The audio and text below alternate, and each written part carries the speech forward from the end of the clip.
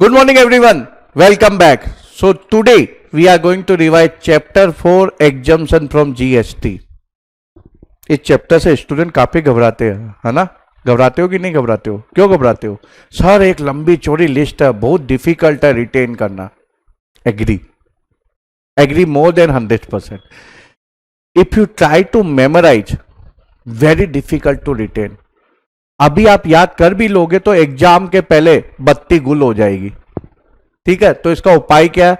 Always focus on की term. मैंने previous lectures में भी बोला है कि की टर्म अगर आपने आंसर शीट में लिख दिया, जब भी आप किसी क्वेश्चन का आंसर दे रहे हो जिसमें उस की टर्म की रिक्वायरमेंट है, you are going to get full marks. Section के मार्क्स नहीं होते. ओके, इसमें इस चैप्टर के अंदर आपको सीरियल नंबर याद करने की जरूरत नहीं है, केवल नोटिफिकेशन नंबर याद कर लो. मैं 2-3 बार आपको रिवीजन के अंदर ही, इस लेक्चर के अंदर ही वो नोटिफिकेशन नंबर याद करके छुड़वाऊंगा. तो केवल की टर्म पे फोकस करो. ओके, और डिफिकल्ट होता रिटेन करने को, तो रात को जब सो रहे हो ना तो ये लेक्चर सुन लो. जरूरी नहीं है कि यूट्यूब देखते देखते सुनो, वीडियो देखना जरूरी नहीं है. ब्लूटूथ लगाओ और ऑडियो सुनते जाओ, याद हो जाएगा. ठीक है, 2-3 बार लेक्चर देखोगे याद हो जाएगा.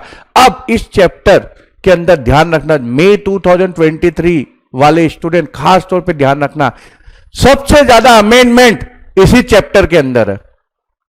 मई 2023 student, warning for you people, maximum amendment for May 2023 इसी चैप्टर के अंदर है.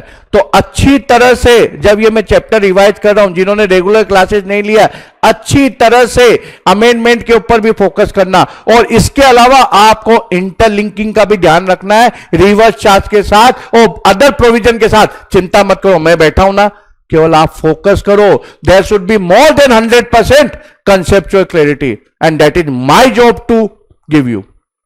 लेकिन फोकस आपको करना पड़ेगा.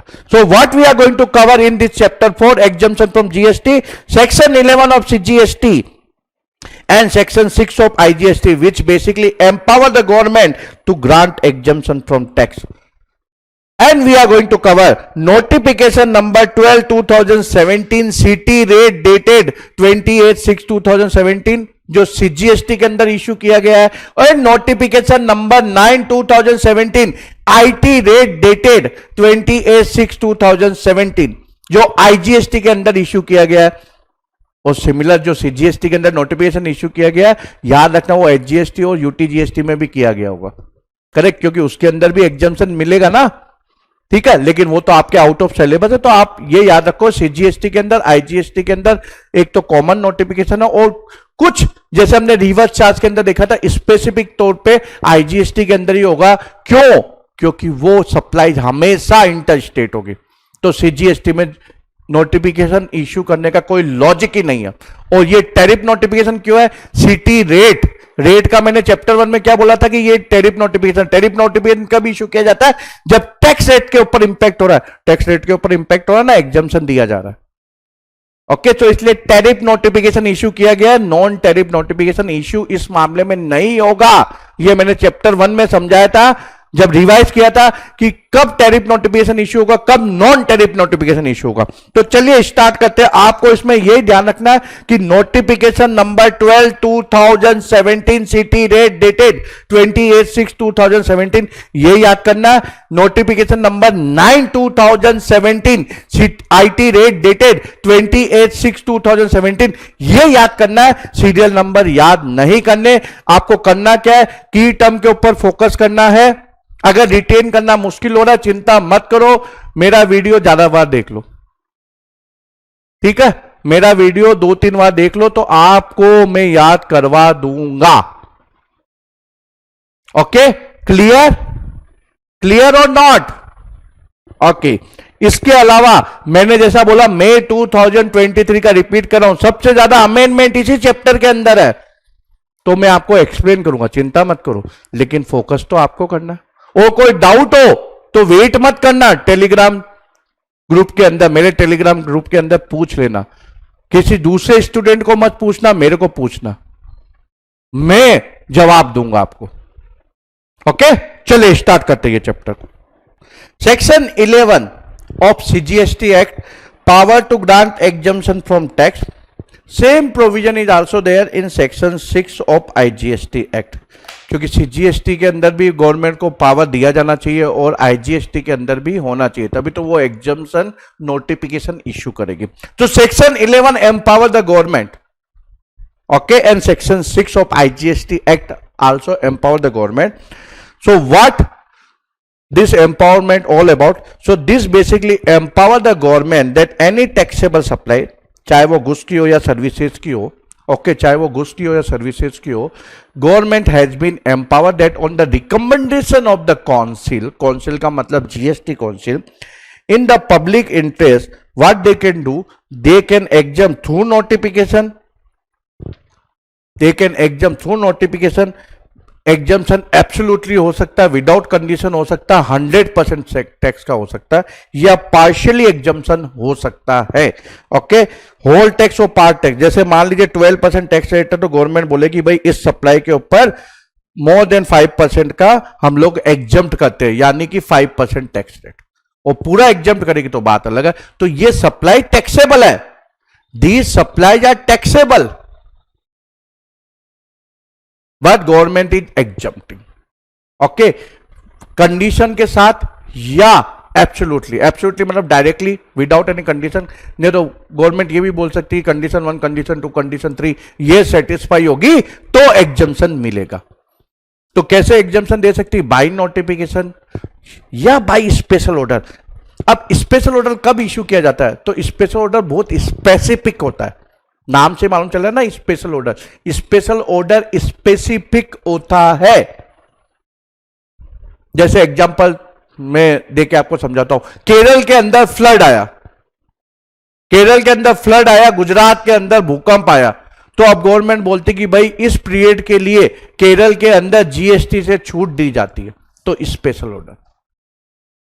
या गुजरात के अंदर भूकंप आया, अर्थक्वेक आया, तो गवर्नमेंट बोलेगी कि अच्छा इस पीरियड के लिए इन आइटम जैसे नेसेसिटी आइटम है इसके ऊपर जीएसटी नहीं लगेगा, तो स्पेशल ऑर्डर। पूरी इंडिया के अंदर नहीं दे रहे, केवल केरल या गुजरात के अंदर दे रहे। ओके, तो नोटिफिकेशन इश्यू करके एग्जम्प्ट करेंगे। रिमेंबर, एग्जम्प्ट सप्लाई की डेफिनेशन में ये शामिल है। तो ये जो एग्जम्प्ट करेंगे, एग्जम्प्ट सप्लाई की डेफिनेशन याद करो, मैं रिपीट करवाते जा रहा हूं जिससे कि आपके परमानेंट हो जाए। नीड रिलेटेड होली एग्जम्प्ट, जो होली एग्जम्प्ट वाला है ना वो ये है, जो गवर्नमेंट टैक्सेबल सप्लाई को एग्जम्प्ट करेगी। प्लस उसमें कौन सा आता है? Non taxable supply. तो नॉन टैक्सेबल सप्लाई तो आपको मालूम है 5 petroleum product plus alcoholic liquor for home and consumption. चलो, तो गवर्नमेंट एग्जम्प्ट कर देगी by special order, whole tax, by notification, whole tax या पार्ट टैक्स। अगर पार्ट टैक्स एग्जम्प्ट हुआ है तो वो होली एग्जम्प्ट नहीं कहलाएगा, तो वो एग्जम्प्ट सप्लाई के अंदर नहीं आएगा, ये बात ध्यान रखना। उन्होंने एग्जम्प्ट किया, ठीक है। अब इसकी डेट क्या होगी? तो नोटिफिकेशन में डेट लिखी जाएगी विथ इफेक्टिव फ्रॉम। तो नोटिफिकेशन में मान लीजिए डेट लिखी जाती है विथ इफेक्ट फ्रॉम, ओके, मान लीजिए लिख देते हैं 1 अप्रैल 2023। ओके, तो उस दिन से एग्जम्प्ट होगा। आज इश्यू किया, वो बोला 1 अप्रैल 2023 से, 1 अप्रैल 2023 से एग्जम्प्ट है तो उस दिन से होगा। अगर कुछ भी डेट नहीं लिखी गई है तो जब भी वो नोटिफिकेशन ऑफिशियल गजट में आया है, ठीक है, वो डेट हो जाएगी। अब गवर्नमेंट ने नोटिफिकेशन इश्यू किया, उसके बाद इंडस्ट्री बॉडी ऐसा, भाई सर इसका एक्सप्लेनेशन दो, आपका ये जो आपने एग्जम्प्ट किया ये क्लियर नहीं है। तो गवर्नमेंट को लगता है मेरे को एक्सप्लेनेशन इंसर्ट करना चाहिए, तो गवर्नमेंट एक्सप्लेनेशन इंसर्ट कर सकती है। कब तक कर सकती है? With in 1 year. Okay, with in 1 year government notification insert कर सकती है। अब क्वेश्चन ये आता है कि भाई नोटिफिकेशन, जो मेन नोटिफिकेशन एग्जाम्पशन का, वो तो पहले इश्यू हो गया। तो एग्जाम्पल के तौर पे मान लीजिए गवर्नमेंट ने नोटिफिकेशन इश्यू किया 8 मार्च 2023 को, बाद में उन्होंने एक क्लेरिफिकेशन इश्यू किया। क्लेरिफिकेशन इश्यू किया मतलब बेसिकली इंसर्ट किया, ठीक है, एक्सप्लेनेशन इंसर्ट किया, ठीक है। तो एक्सप्लेनेशन इंसर्ट किया इस नोटिफिकेशन के अंदर, मान लीजिए 7 जून 2023 को। तो अब जो एक्सप्लेनेशन इंसर्ट किया गया उसकी इफेक्टिव डेट क्या होगी, ये क्वेश्चन मार्क है। तो इसका आंसर बहुत सिंपल है, जो मेन नोटिफिकेशन है 8 मार्च 2023, ये माना जाएगा कि एक्सप्लेनेशन इस डेट से ही इंसर्ट है, तो रेट्रोस्पेक्टिव इंपैक्ट होगा। समझ गए? चलो इतना ही है। तो ये गवर्नमेंट को एम्पावर करता है section 11 of CGST and section 6 of IGST, similar provision HGST और यूटीजीएसटी में भी है। चलो, तो गवर्नमेंट इसके अंदर कौन सा नोटिफिकेशन इशू करेगी? टैरिफ नोटिफिकेशन, क्योंकि टैक्स रेट को कम किया जाएगा, करेक्ट, एग्जम्प्ट किया जाएगा या फिर पार्टली एग्जम्प्ट किया जाएगा। तो कौन सा नोटिफिकेशन इशू होगा? टैरिफ नोटिफिकेशन, जिसको हम क्या बोलते हैं? Rate notification. इंटरप्रिटेशन करना आ गया ना। चलो, अब एक जो क्वेश्चन है, मैं डिटेल इसके अंदर जंप करूं उसके पहले एक क्वेश्चन आता है कि सर हम लोग थोड़ा कंफ्यूज रहते हैं कि कब रिवर्स चार्ज, कब फॉरवर्ड चार्ज, और अगर रिवर्स चार्ज नहीं है तो क्या वो एग्जम्प्ट है क्या? ये क्वेश्चन आता है दिमाग में, अगर वो रिवर्स चार्ज नहीं है तो क्या वो एग्जम्प्ट है क्या? तो अगर आप बुक में लिखना चाहो तो बुक में लिख लो, या आपको शायद मैं अभी समझाऊंगा तो याद हो जाएगा, ठीक है, तो लिखने की जरूरत नहीं पड़ेगी। फिर भी अगर किसी को लिखना है, किसी को याद करने में टाइम लगता है तो वो लिख भी सकता है, ठीक है, तो लिख लो। सबसे पहले हम क्या देखेंगे? सेक्शन 7 के अंदर सप्लाई है कि नहीं है, ठीक है। सबसे पहले हम देखेंगे कोई पर्टिकुलर सप्लाई है नहीं, तो सेक्शन 7 सब सेक्शन 1 के हिसाब से हम डिटरमाइन करेंगे कि वो सप्लाई है नहीं। अब क्लासिफिकेशन को एक बार आप साइड में रख दो, ठीक है। तो सेक्शन 7 सब सेक्शन 1 के अंदर हम देखेंगे सप्लाई है, हम इसको क्रॉस चेक कर लेंगे सेक्शन 7 सब सेक्शन 2 से कि भाई ये शेड्यूल 3 का पार्ट तो नहीं है, या जो दो नोटिफिकेशन इश्यू हुए हैं panchayat municipality plus plus plus plus plus plus panchayat municipality plus licence fee for alcoholic liquor for human consumption, ठीक है। तो ये दो हम नोटिफिकेशन भी चेक कर लेंगे। अगर ये है तो सप्लाई नहीं है, neither supply goods no supply service, तो मान लीजिए ये सप्लाई है। उसके बाद हम देखेंगे कि whether this supply is exempt और not. If it is exempt then question does not arise whether recipient is going to pay or supplier is going to pay, because it is exempt, nobody is supposed to pay the taxes। तो reverse charge या forward charge की बात आती ही नहीं है। चलो, ये exempt नहीं है, आपका आंसर है कि सर ये एग्जम्प्ट नहीं है। तो फिर हम जंप करेंगे रिवर्स चार्ज के नोटिफिकेशन के ऊपर, जो हमने पिछले चैप्टर में देखा ना। तो रिवर्स चार्ज के लिए ये नोटिफाई है क्या? तो आंसर इज यस। तो कौन पे करेगा? रेसिपिएंट करेगा। अगर आंसर नो है कि रिवर्स चार्ज के लिए नोटिफाई नहीं है, तो then it is going to be forward charge. It is not exempt, so somebody has to pay the taxes। so if it is not notified under reverse charge, then who is going to pay? supplier under forward charge। क्योंकि exam नहीं तो कोई ना कोई तो tax पे करेगा। तो क्या स्टेप है? सबसे पहले आपको सप्लाई देखना है, याद कर लो। उसके बाद आपको देखना है कि भाई शेड्यूल 3 में तो नहीं है, या फिर वो दो नोटिफिकेशन जो इश्यू है section 7 sub section 2 close B के अंदर, उसमें भी नहीं है। चलो ठीक है, तो सप्लाई तो हो गई। क्या ये एग्जम्प्ट है?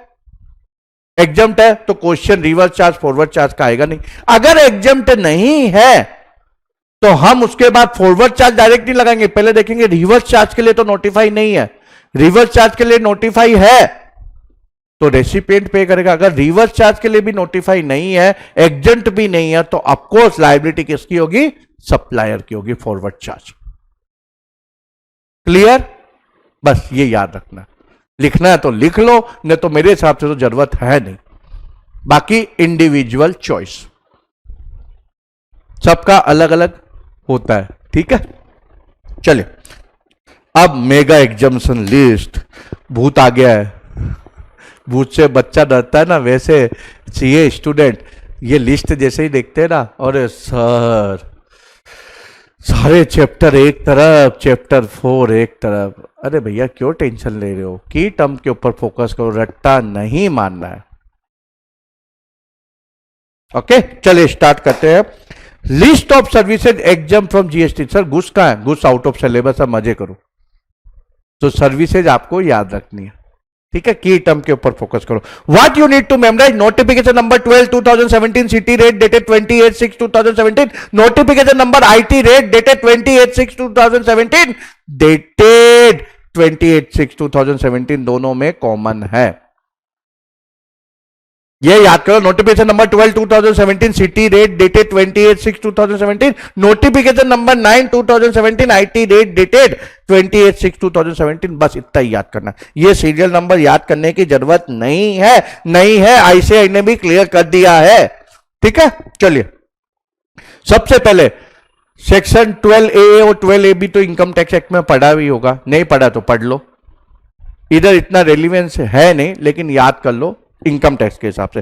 तो जो भी एंटिटी रजिस्टर्ड है अंडर सेक्शन 12AA और 12AB, ठीक है, वो सर्विसेज प्रोवाइड करती है। कौन सी सर्विसेज प्रोवाइड करती है? कॉमर्शियल सर्विसेज भी दे सकती है, चैरिटेबल एक्टिविटीज की सर्विसेज भी दे सकती है। तो अगर वो चैरिटेबल एक्टिविटीज की सर्विसेज देती है तो वो एग्जम्प्ट है, कॉमर्शियल एक्टिविटीज की सर्विसेज देती है तो वो एग्जम्प्ट नहीं है। एंटिटी जो रजिस्टर है सेक्शन 12AB के अंदर, इनकम टैक्स के अंदर, और वो चैरिटेबल एक्टिविटीज की जो सर्विसेज देती है तो वो टैक्स एग्जम्प्ट है। चैरिटेबल एक्टिविटीज यहां डिफाइन है, पब्लिक हेल्थ, ओके, जैसे HIV ये सब, टर्मिनली इल इसके है, एडवांसमेंट ऑफ रिलीजन स्पिरिचुअलिटी और योगा ही होना चाहिए, पावर योगा नहीं होना चाहिए, डांस नहीं होना चाहिए, एरोबिक नहीं होना चाहिए। ठीक है, तो ये ध्यान रखना कि यही चैरिटेबल एक्टिविटीज होगी।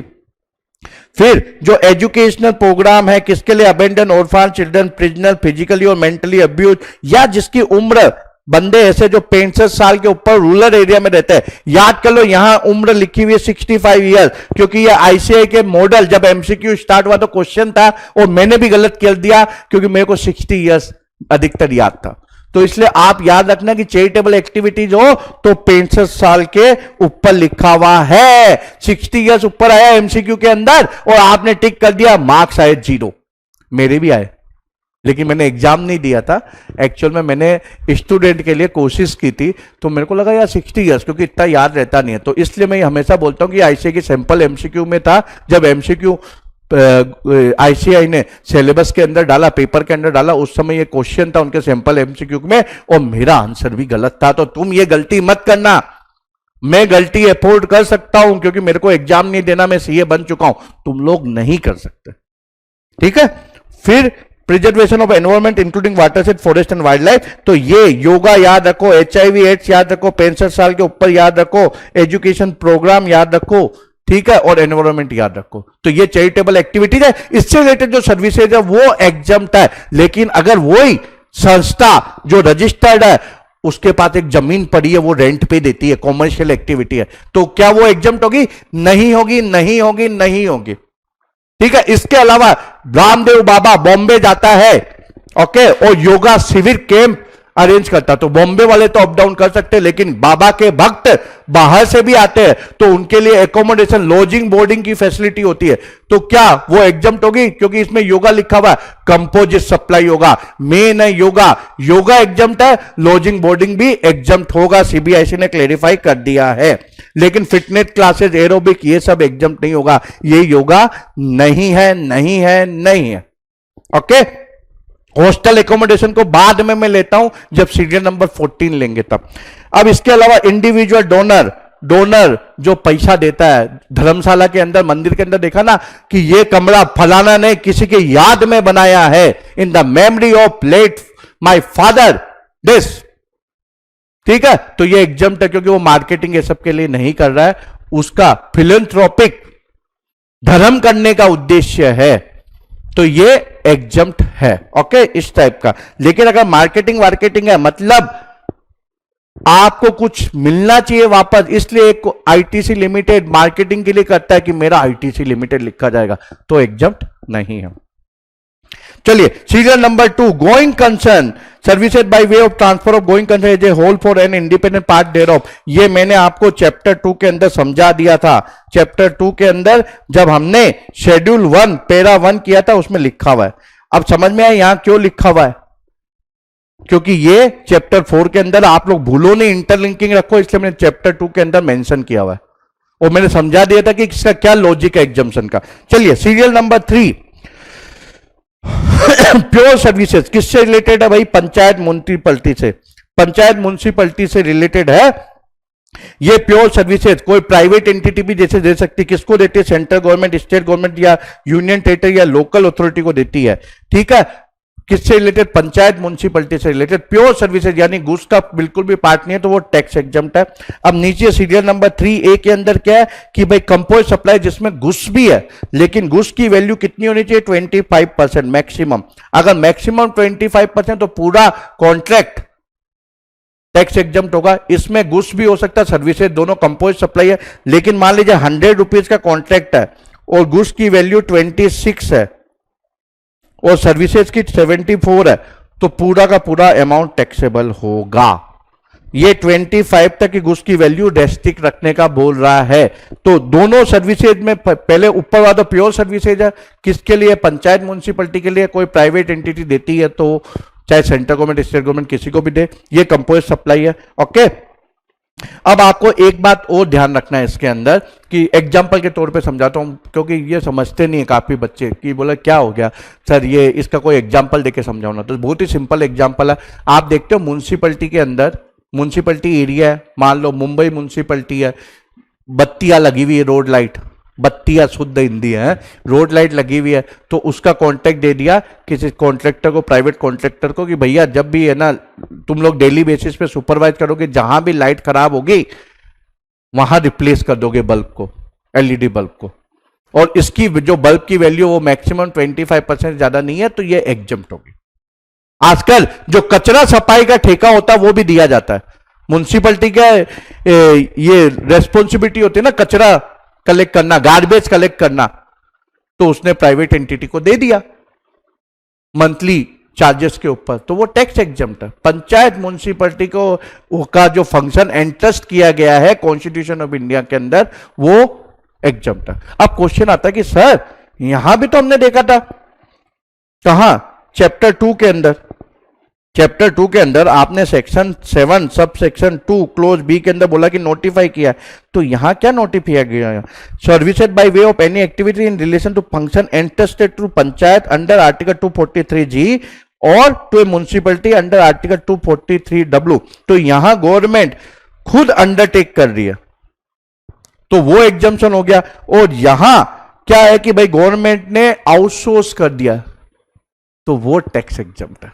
तो दोनों में फर्क है। तो ये टैक्स एग्जम्प्ट नहीं है, ये क्या neither supply of goods no supply of services है, लेकिन यहां एग्जम्पशन है, और एग्जम्प्ट होते तो याद रखना आईटीसी मिलता नहीं है, तो ये फर्क है।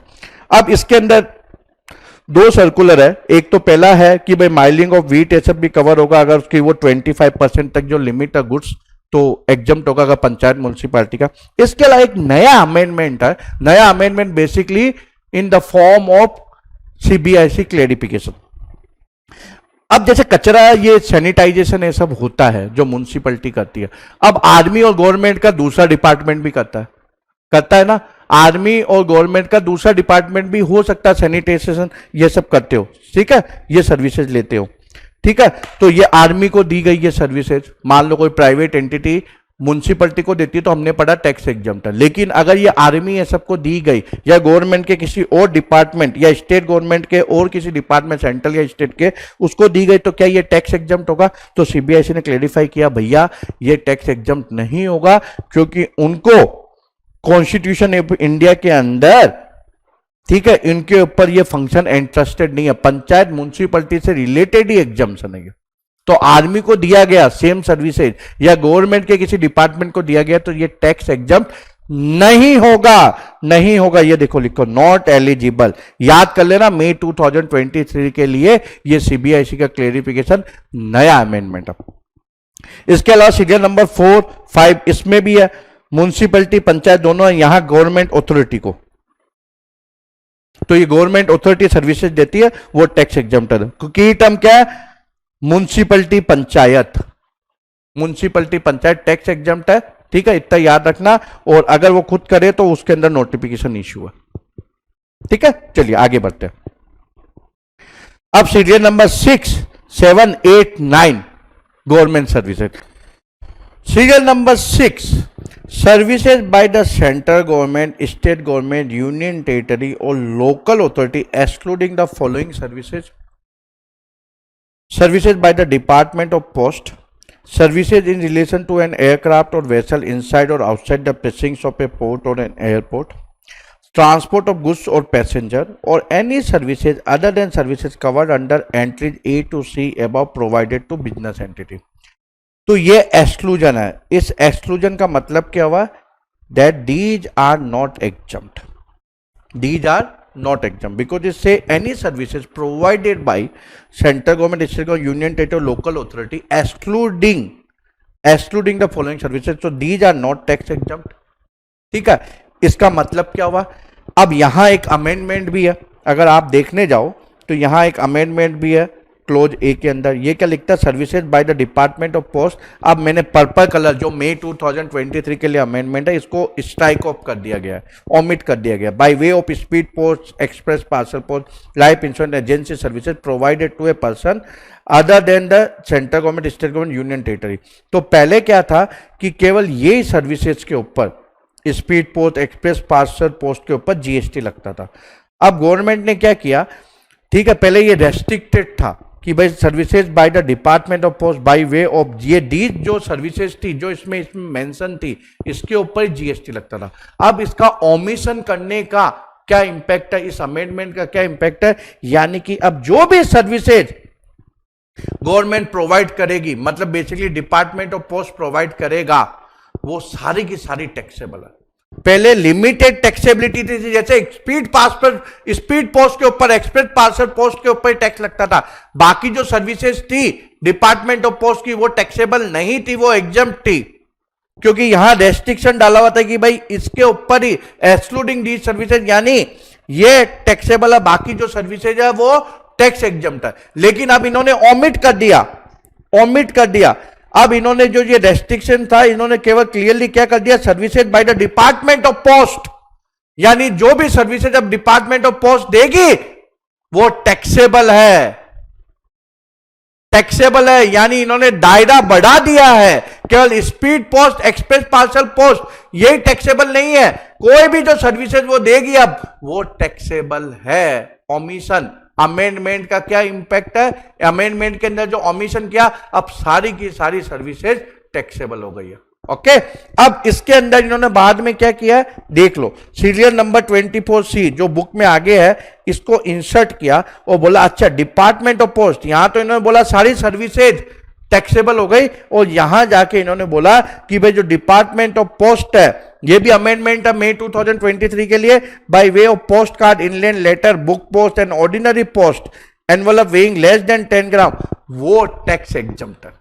तो जो छोटे छोटे ना अंतरदेशीय पत्र, इंटरलैंड लेटर, पहले वो ब्लू कलर का आता था, अभी पता नहीं कौन सा कलर है, या पोस्ट कार्ड या बुक पोस्ट जो होती है, जो अपने जर्नल से सब आते हैं, बुक पोस्ट है सबके, या कोई एनवलप जिसका वेट केवल 10 ग्राम है, यानी आपने एक सिंगल पेपर भेजा है, ठीक है, तो ये टैक्स एग्जम्प्ट है। उसके अलावा डिपार्टमेंट ऑफ पोस्ट कोई भी सर्विसेज प्रोवाइड करता है, ये याद कर लो, ये चार चीजें टैक्स एग्जम्प्ट है। इसके अलावा डिपार्टमेंट ऑफ पोस्ट कोई भी सर्विसेज प्रोवाइड करेगा तो वो टैक्सेबल होगा। एमसीक्यू का क्वेश्चन आ सकता है।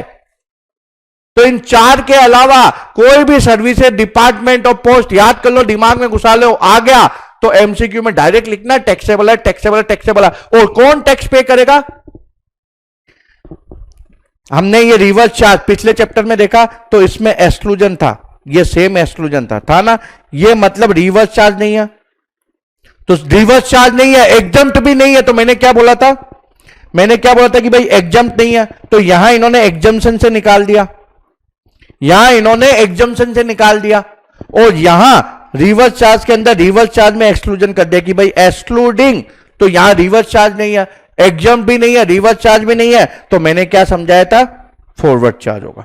यानी डिपार्टमेंट ऑफ पोस्ट पैसा कलेक्ट करेगा as a supplier, and department of post is only going to deposit money to the government security. हो गया याद? ठीक है, अमेंडमेंट का इंपैक्ट समझ में आ गया। अगेन मैं रिपीट करता हूं, इंपॉर्टेंट अमेंडमेंट है। तो डिपार्टमेंट ऑफ पोस्ट की जो भी सर्विसेज है वो टैक्सेबल है, एक्सेप्ट दीज 4 सर्विसेज। ठीक है, इसके बाद जो सीरियल नंबर 24C में वो भी अमेंडमेंट है, उसके अलावा सारी सर्विसेज अब टैक्सेबल है, और फॉरवर्ड चार्ज के रूप में डिपार्टमेंट ऑफ पोस्ट पे करेगा। ओके, इसके अलावा इन मामलों में भी रिवर्स चार्ज एप्लीकेबल नहीं है, एग्जम्प्ट भी नहीं है, तो फॉरवर्ड चार्ज है। उसके अलावा इन 3 के अलावा ओके कोई भी सर्विसेज जो सेंट्रल गवर्नमेंट स्टेट गवर्नमेंट ऐसे प्रोवाइड करती है, यूनियन टेरिटरी लोकल अथॉरिटी, वो टैक्स एग्जम्प्ट है, टैक्स एग्जम्प्ट है, टैक्स एग्जम्प्ट है। तो रिवर्स चार्ज या फॉरवर्ड चार्ज की बात नहीं आती है।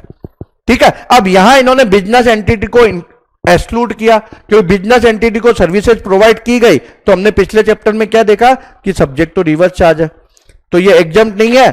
लेकिन अब नीचे जाके सीरियल नंबर 7 में इन्होंने क्या किया कि ऐसी बिजनेस एंटिटी जिसका टर्नओवर, बेचारा छोटा आदमी है, पाव भाजी के ठेले वाला, मैंने एग्जांपल दिया था, पाव भाजी का ठेले वाला बिजनेस एंटिटी है, पान की दुकान वाला बिजनेस एंटिटी है, पानी पूरी वाला बिजनेस एंटिटी है, उसने म्युनिसिपैलिटी से कोई सर्विसेज ली तो लोकल अथॉरिटी हो गई ना वो म्युनिसिपैलिटी, बेचारे को tax under reverse charge pay करना पड़ेगा। उसके लिए कंपलसरी रजिस्ट्रेशन भी लिखा हुआ सेक्शन 24 चैप्टर 9 रजिस्ट्रेशन के अंदर।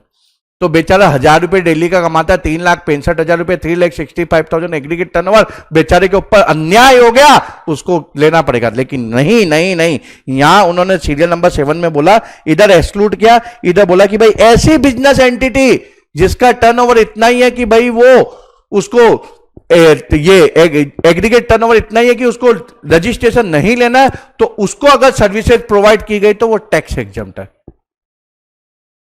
तो ऐसी बिजनेस एंटिटी जिसका एग्रीगेट टर्नओवर, बेचारा पानीपुरी ये सब वाले बच गए, तो उनको अगर प्रोवाइड की गई जिनका टर्नओवर थ्रेशोल्ड से कम है, ठीक है, so for them all these central government, state government, union territory, local authority services are tax exempt except again these same exclusion, क्योंकि ये सब्जेक्ट टू फॉरवर्ड चार्ज है।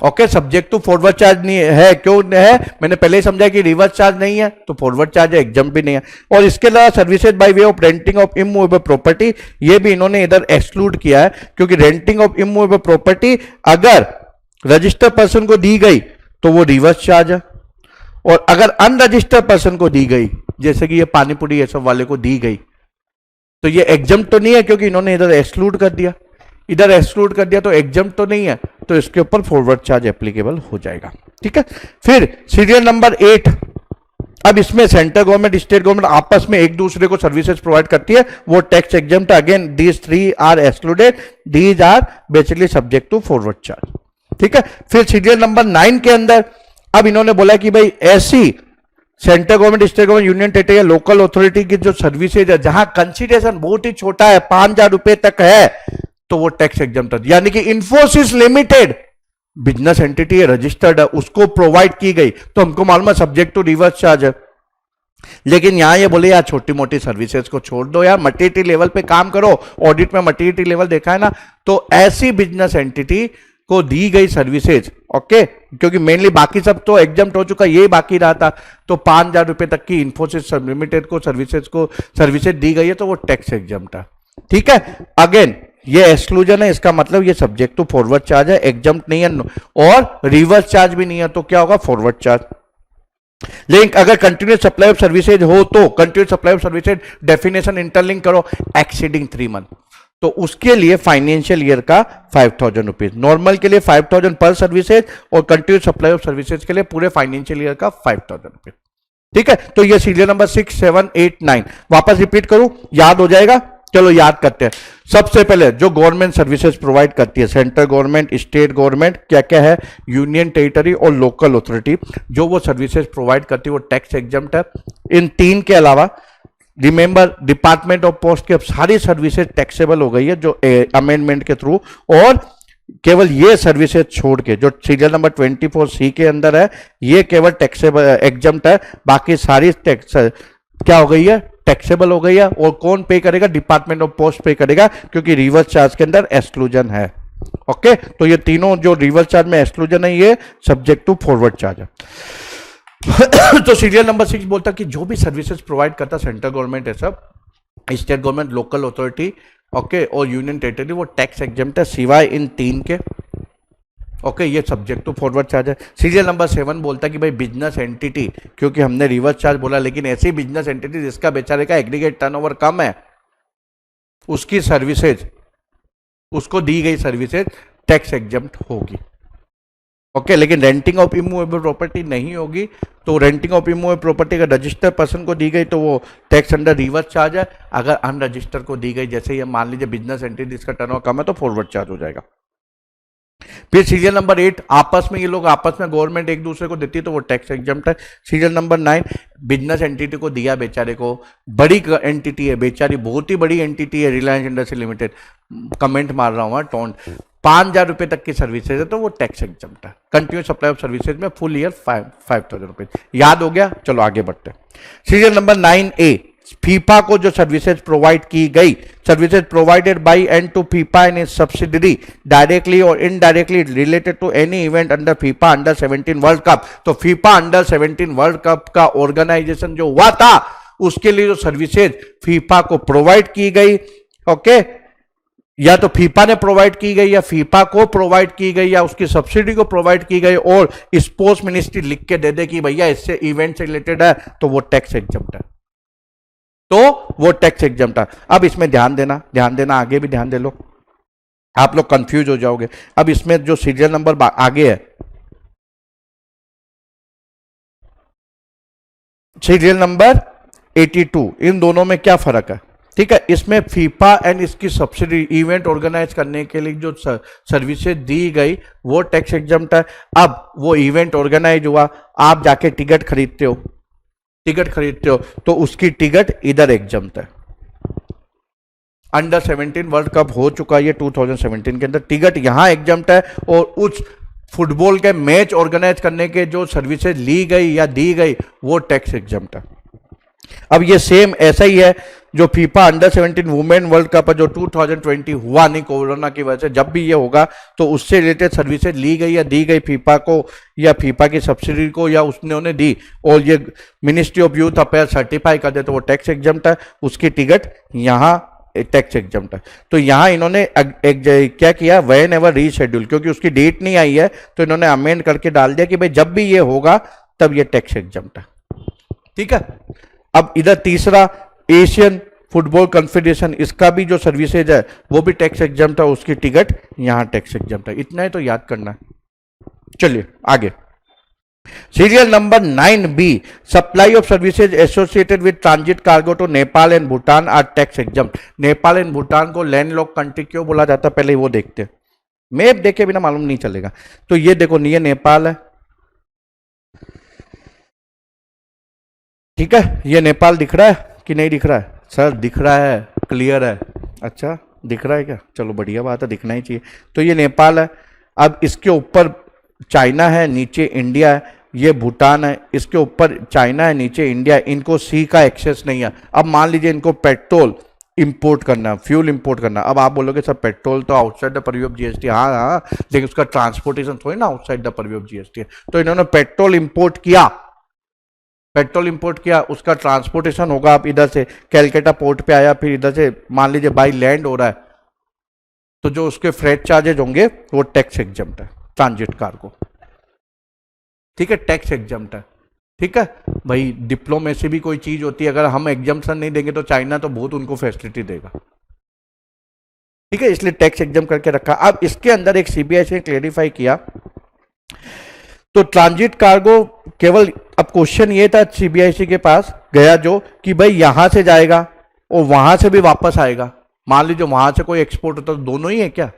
तो सीबीआईसी ने बोला नहीं, दोनों, टू एंड फ्रो दोनों टैक्स एग्जम्प्ट है। ये आप लोगों के लिए अमेंडमेंट है। इसके अलावा अगर empty container delivery of goods होता है, ओके, फिर उसके बाद एम्प्टी कंटेनर्स आता है, भाई फ्यूल का कंटेनर गया, खाली हुआ, वापस आया, तो उसके भी अगर चार्जेस लिए गए तो वो भी टैक्स एग्जम्प्ट होगा।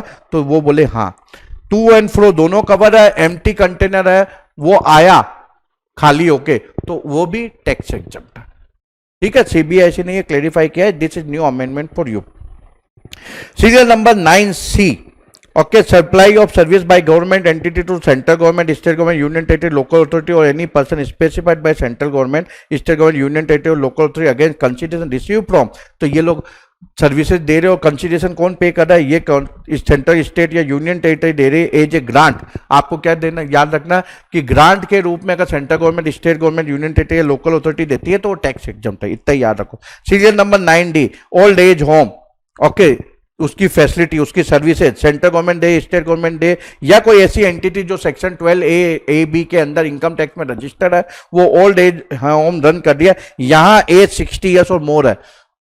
सीरियल नंबर 1 के अंदर चैरिटेबल एक्टिविटीज के अंदर 65 ईयर्स एक्सीडिंग है। तो याद रखना, मैं आपको 2-3 बार रिपीट कर रहा हूं, आप गलती मत करना, एमसीक्यू का क्वेश्चन आ जाए तो एजेस 60 ईयर्स और मोर है, ओल्ड एज होम है, तो ये टैक्स एग्जम्प्ट है। इसमें लॉजिंग, बोर्डिंग, सबका एक्सपेंस टोटल कितना होना चाहिए, up to 25,000 rupees per month per member. अगर 25,001 हो गया तो पूरा का पूरा टैक्सेबल हो जाएगा। जीएसटी में मार्जिनल रिलीफ का कंसेप्ट नहीं है, ठीक है। लॉजिंग बोर्डिंग मिला के पर मंथ इतना है तो टैक्स एग्जम्प्ट है। Pure labour contract related to Pradhan Mantri Awas Yojana, tax exempt. Serial number 10A services supply by electricity distribution utility, okay, tubewell of farmer और एग्रीकल्चरिस्ट या जो फार्मर है उसकी ट्यूबवेल तक इलेक्ट्रिसिटी का इंफ्रास्ट्रक्चर रेडी करना है, तो वो लोग चार्ज करते हैं, फ्री में नहीं देते, तो वो जो उन्होंने चार्जेस लिए वो टैक्स एग्जम्प्ट है। तो इलेक्ट्रिसिटी डिस्ट्रीब्यूशन मतलब वायर खींच के लेके गए उसके ट्यूबवेल तक जिससे कि उसको बिजली मिले, उसके चार्जेस लिए, वो टैक्स एग्जम्प्ट है। सीरियल नंबर 11, आपने जमीन खरीदी, आपको विला बनाना है, अपना घर बनाना है, घर बनाने के लिए आप या तो एक कॉन्ट्रैक्ट एक है ना लेबर को हायर करो, या एक जो लेबर कॉन्ट्रैक्टर है उसको दे दो कि भैया मेरा घर बना के दे दे तू, ठीक है। लेकिन मटेरियल आपका है, केवल आप लेबर कॉन्ट्रैक्टर हायर करते हो, प्योर लेबर, तो वो जो आप चार्जेस पे करोगे उसको, वो टैक्स एग्जम्प्ट है। लेकिन मान लीजिए आपने घर बनाने का पूरा ठेका दे दिया, यानी मटेरियल भी उसका, लेबर प्लस मटेरियल, तो ये क्या होगा, घर क्या होगा, इमूवेबल प्रॉपर्टी, तो वर्क कॉन्ट्रैक्ट है, तो वर्क कॉन्ट्रैक्ट टैक्स एग्जम्प्ट नहीं है। वर्क कॉन्ट्रैक्ट की डेफिनेशन देखी थी ना मैंने, क्या फार्मूला दिया था, labour plus material resulting into immovable property, तो केवल लेबर कॉन्ट्रैक्ट है तो। लेकिन एक बिल्डर आपने दिया तो ये टैक्स एग्जम्प्ट है। बिल्डर बिल्डिंग खड़ी कर रहा है 10 माले की, उसके लिए उसने लेबर कॉन्ट्रैक्ट दिया तो वो टैक्स एग्जम्प्ट नहीं है, क्योंकि इसमें क्या लिखा है, सिंगल रेजिडेंशियल यूनिट, ओके, तो वो टैक्स एग्जम्प्ट नहीं है। Serial number 11A services provided by fair price shop to central government, state government और union territory by way of sale of food grains, kerosene, sugar, edible oil etcetera, तो ration की दुकान, fair price shop, BPL family को जो subsidise rate पे ये necessity वाले item, wheat, ये सब दालें, ये सब जो मिलती है, जो दुकानदार है उसको कमीशन मिलता है उसके बदले में, तो वो सर्विसेज अपनी गवर्नमेंट को दे रहा है, उसको उसके बदले में कमीशन मिल रहा है, जिसको कंसिडरेशन मिलता है वो सर्विसेज देता, तो वो सर्विसेज क्या होता है, टैक्स एग्जम्प्ट। मैंने हमेशा बताया कि सर्विस प्रोवाइडर कौन होगा, जिसको कंसिडरेशन मिलता है। Serial number 12 services by way of renting of residential dwelling for use as residence except where the residential dwelling is rented to a registered person. अब ये नया अमेंडमेंट है, पहले क्या हुआ करता था, सीरियल नंबर 12 के अंदर रेजिडेंशियल ड्वेलिंग अगर रेजिडेंशियल पर्पज के लिए दी गई है तो वो टैक्स एग्जम्प्ट था। अब इन्होंने गवर्नमेंट को जीएसटी बहुत चाहिए तो इन्होंने इसको सब्स्टिट्यूट किया है, सब्स्टिट्यूट करके बोला है कि भाई अगर ये रेजिडेंशियल ड्वेलिंग रेजिडेंशियल पर्पज के लिए दी गई है, लेकिन अगर ये रजिस्टर्ड पर्सन को दी गई है तो ये टैक्स एग्जम्प्ट नहीं है, क्योंकि इन्होंने एक्सेप्ट लिख दिया, except where the residential dwelling is rented to a registered person. तो पहले तो रेजिडेंशियल ड्वेलिंग यानी आपके पास फ्लैट है, ओके, आपने उसको किराए पे मेरे को दिया तो वो टैक्स एग्जम्प्ट था पहले, ठीक है। मैं अमेंडमेंट का इंपैक्ट समझा रहा हूं। तो पहले क्या हुआ करता था, चलो मैं लिख के बता देता हूं। आपके पास फ्लैट है, आपने किराए पे दिया अमित जैन को रहने के लिए, अमित जैन और उसकी फैमिली को, टैक्स एग्जम्प्ट। या आपने इन्फोसिस को दिया, जो रजिस्टर्ड पर्सन है उसको दिया, है, उसने गेस्ट हाउस बना दिया इसको कि उसके एम्प्लॉय आएंगे रहेंगे, ठीक है, तो ये भी टैक्स एग्जम्प्ट था अमेंडमेंट के पहले। अब क्या हो गया, अब अमेंडमेंट के अंदर क्या है, ये तो टैक्स एग्जम्प्ट रहेगा, तो रेजिडेंशियल फ्लैट रेजिडेंशियल पर्पज के लिए देते हो तो टैक्स एग्जम्प्ट है, लेकिन अगर रेजिडेंशियल फ्लैट कॉमर्शियल पर्पज के लिए दिया तो वो टैक्स एग्जम्प्ट नहीं होगा, ठीक है। ऑफिस बना ली किसी ने, तो वो तो पहले भी यही था कि रेजिडेंशियल फ्लैट रेजिडेंशियल पर्पज के लिए टैक्स एग्जम्प्ट था, कॉमर्शियल पर्पज के लिए नहीं था। लेकिन दोनों मामलों में था, चाहे वो रजिस्टर्ड पर्सन को दियो या अनरजिस्टर्ड पर्सन को दो, residential dwelling for residential purpose, ठीक है, तो ये टैक्स एग्जम्प्ट दोनों में था। अब अभी अमेंडमेंट के बाद ये तो टैक्स एग्जम्प्ट था, आपने अमित जैन को दिया जो रजिस्टर्ड नहीं है, लेकिन अगर आपने इन्फोसिस को दिया तो अब इन्होंने ये एग्जम्पशन विड्रॉ कर दिया, now it is no more exempt. तो नाउ इसके ऊपर फिर टैक्स कौन पे करेगा? तो रिवर्स चार्ज याद कर लो। इधर सीरियल नंबर 5A उन्होंने ऐड कर दिया, services by way of renting of residential dwelling to a registered person, any registered person. तो रजिस्टर्ड पर्सन को दिया तो वो टैक्स एग्जम्प्ट नहीं है। अब नया अमेंडमेंट के हिसाब से, मई 2023 के हिसाब से, एमसीक्यू के हिसाब से याद रखो ये टैक्स एग्जम्प्ट नहीं है। और कौन टैक्स पे करेगा? टैक्स एग्जम्प्ट नहीं है तो किसी को टैक्स पे करना है, तो इन्होंने रिवर्स चार्ज के अंदर नोटिफाई कर दिया कि भाई रजिस्टर्ड पर्सन पे करेगा, तो रिवर्स चार्ज एप्लीकेबल। ठीक है, तो समझ गए अमेंडमेंट? सिंपल है। पहले दोनों एग्जम्प्ट हुआ करते थे, अब अमेंडमेंट करके इन्होंने बोला भाई अमित जैन अनरजिस्टर्ड पर्सन, उसको रेजिडेंशियल पर्पज के लिए दिया तो वो टैक्स एग्जम्प्ट है, लेकिन रजिस्टर्ड पर्सन को दिया, हो सकता है वो रेजिडेंशियल पर्पज के लिए हो, लेकिन वो टैक्स एग्जम्प्ट नहीं, और ऐसा रजिस्टर्ड पर्सन रिवर्स चार्ज पे करेगा। क्लियर? समझ गए? और पहली बार ऐसा हुआ जीएसटी में, क्या होता है जो इनडायरेक्ट टैक्सेस होता है ना, वो नेचर के ऊपर होता है। अब इसमें नेचर क्या है? रेजिडेंशियल फ्लैट रेजिडेंशियल पर्पज के रेंट पे दिया, लेकिन टैक्स लगेगा जो लेने वाला रेसिपिएंट के नेचर के ऊपर। तो पता नहीं कॉन्स्टिट्यूशनली सही है कि नहीं है, लेकिन एनीवे गवर्नमेंट ने अमेंड कर दिया। मैं बोलता हूं सब्जेक्ट टू लिटिगेशन हो सकता है, लेकिन एनीवे अब ये मैंने इधर लिख भी दिया, as per the amendment what is exempted renting of a residential dwelling if rented to a non registered person. तो अगर रजिस्टर्ड पर्सन को दिया तो लायबल टू जीएसटी है, ओके, लायबल टू जीएसटी है, और उसको रजिस्टर्ड पर्सन को रिवर्स चार्ज पे करना पड़ेगा। अब टेनेंसी राइट का क्या होगा? टेनेंसी राइट जो हमने चैप्टर किसके अंदर देखा था? 2 के अंदर। तो रेजिडेंशियल फ्लैट से रिलेटेड हमने देखा था कि भाई वो टैक्स एग्जम्प्ट है, इसी वजह से ना टैक्स एग्जम्प्ट है टेनेंसी राइट। लेकिन अगर मान लीजिए वो रजिस्टर्ड पर्सन को दी गई टेनेंसी राइट, तो वो अब टैक्सेबल हो गया इस अमेंडमेंट के बाद। समझ गए? चलो आगे बढ़ते हैं।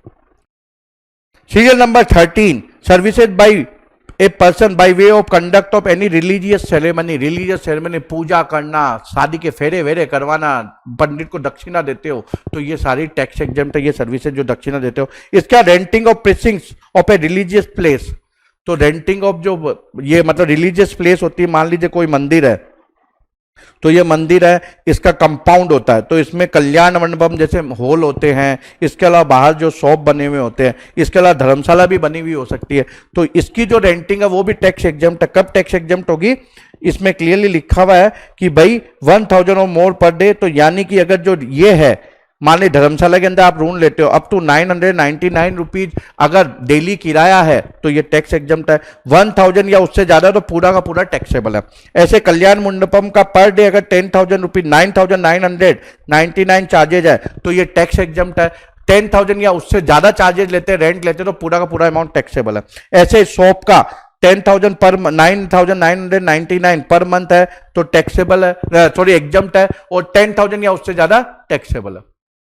ठीक है, तो धर्मशाला के अंदर 999 पर डे, इधर क्या है 999 कल्याण मंडपम हॉल वोल का किराया अगर ये रिलीजियस ट्रस्ट लेता है, ठीक है, पर डे का, तो टैक्स एग्जम्प्ट है। 10,000 होते या 10,000 से ज्यादा होते पूरा का पूरा टैक्सेबल है।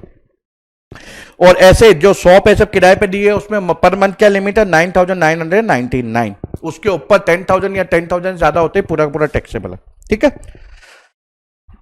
सीरियल नंबर 14 को इन्होंने ओमिट कर दिया है। इस ओमिशन का क्या इंपैक्ट है? पहले क्या होता था कि जो होटल ये सब में अपन रूम लेते थे, तो उसका किराया अगर होटल का रूम टैरिफ, मान लीजिए आपने कहीं गए, गोवा हॉलीडे के लिए गए और आपने किसी होटल के अंदर रूम लिया, उसका किराया पर नाइट का 1000 रुपीज था, तो वो टैक्स एग्जम्प्ट हुआ करता था। अब इन्होंने इसको ओमिट कर दिया। अमेंडमेंट है फॉर मई 2023। इसका मतलब क्या है? इसका मतलब यह है कि अब ये टैक्सेबल हो गया। तो होटल का रूम का किराया 100 रुपीज हो, 1 रुपीज हो, कुछ भी हो, अब वो टैक्सेबल हो गया।